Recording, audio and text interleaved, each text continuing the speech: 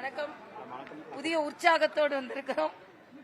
புதிய உற்சாகத்தோடு செல்கிறோம். புதிய உற்சாகத்தோடு பயணிப்போம். ஏனென்றால் தமிழகத்தில் ஒரு 50-60 ஆண்டு காலமாக இந்துக்களின் மனதை புண்படுத்துவதும், இந்துக்களின் கலாச்சாரத்தை உதாசீனப்படுத்துவதும், பரிகசிப்பதும் ஒரு வழக்கமாகவே இருந்து கொண்டிருந்தது.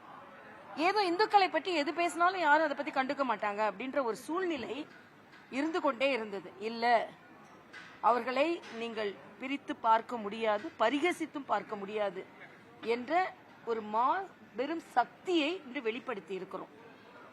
தமிழ் கடவுள் முருகன் தமிழுக்கானவர், தமிழ்நாட்டுக்கானவர், எங்களுக்கும் ஆனவர். ஆன்மீகம் என்பது தமிழோடு இணைந்தது, தமிழ் என்பது ஆன்மீகத்தோடு இணைந்தது.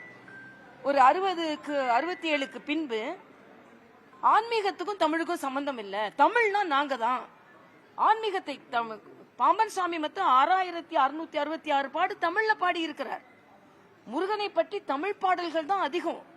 அதனால இன்னைக்கு ஒரு புதிய சக்தி என்னென்றால், இந்துக்கள் என்றால் திருடன் என்று சொல்பவர்களும், இந்து உண்டியலே காப்பாற்ற முடியாத இறைவன் உங்களை எப்படி காப்பாற்ற போகிறார் என்று சொல்பவர்களும், கொசுவை அழிப்பதை போல சனாதனத்தை அழிப்பேன் என்று அந்த வாழ்வியல் முறையை பரிகசிப்பவர்களும், விழாக்களுக்கு நாங்கள் எல்லாம் இவர்களுக்கு வாழ்த்து சொல்ல மாட்டோம் என்று உதாசீனம் செய்பவர்களுக்கும் சரியான பாடம் என்று புகட்டப்பட்டு இருக்கிறது.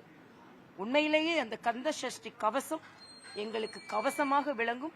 வருங்கால அரசியல் பேசல, அரசியல் தீர்மானம் இல்ல, அரசியல் தலைவர்கள் யாரும் மிகப்பெரிய அளவில் பங்கெடுத்துக் கொள்ளவில்லை, ஒரு சில தலைவர்களை தவிர. ஆனால் மாற்றம் ஏற்படும், அரசியல் மாற்றம் ஏற்படும்.